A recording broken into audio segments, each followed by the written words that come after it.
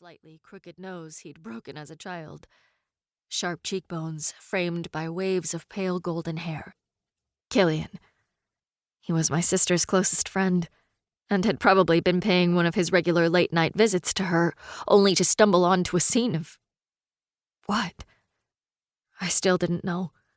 Still couldn't think clearly enough to make sense of what we'd just fled from. I only hoped for Killian's sake that he hadn't gone into the house. If he had, he said nothing of the blood, or the strange voices, or the odd airs that had swallowed up my home. Nothing at all for a very long time, until his breath caught, nearly choking him before he cleared his throat and said, "There were beasts prowling around your house." My heart sank like a stone into the pit of my stomach.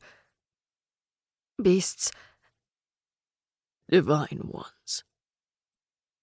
We'd been right to run. But where were those beasts now? Killian choked on another breath. And Savna. Andrel's expression was grim as he finished the sentence himself. Can handle whatever danger we're dealing with better than most. She might have escaped. She might be hiding somewhere safe and sound. No point in worrying yet. As if to challenge that lack of worry, a rush of wind roared between us, strong enough to lift pebbles from the hillside and pelt us with them. Killian's usually stoic form broke a little. A soft gasp slipped from his mouth. He knelt and braced a hand on the rocky ground, tucking his head toward his chest as if fighting the urge to vomit. I stayed on my feet, though I shared the same fight to keep my stomach in check. Because it wasn't a natural wind caressing my cheek and making it tingle. Not a normal breeze lifting my hair, curling the dark, normally straight strands this way and that. It was wind caused by magic, just as it had been at my house. And not the cursed and earthbound type that some of the elven kind like myself still possessed. This magic was stronger, deadlier, divine.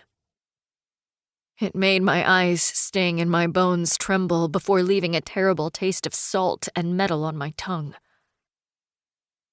It's the same as the other week, breathed Killian, shaking his bowed head. He wore his fear openly now. It was written in the creases of his forehead, the only part of his face I could see, and lifting bumps along his skin, making the pale hairs on his arms stand on end. They're getting bolder. The middle gods, he meant. The Mar. The ones who had taken our kind's place at the right hand of the three Morokai, our creators. The Morokai were the three most powerful beings in all the realms.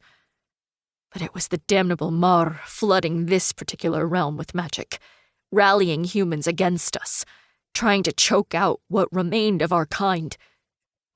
It was a war that had raged for generations between us, turning particularly violent in the past decade or so. Tonight, the raging violence felt closer than ever. It is the same as before, isn't it? Killian asked, shockingly green eyes wide as he finally lifted his head again.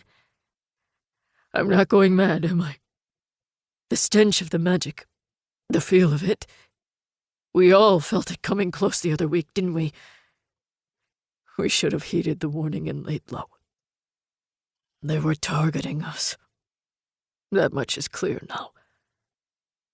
Andro ran a hand through his hair, black as fresh ink and darker even than mine. You're not going mad. A humorless smile tugged up one corner of his full lips. No more mad than the rest of us, at least. It was an omen. An omen, and we ignored it. Andro clicked his tongue and began to pace, while I tried, unsuccessfully, to shove the memories of that omen from my mind. Exactly 2 weeks ago, in the dead of night, a divine beast had shown up on the doorstep of my house, its side shredded and bloody, its massive antlers broken and dangling from its head, a trail of magic following in its wake and leeching the life and color from everything it touched. It had died on our threshold, its claws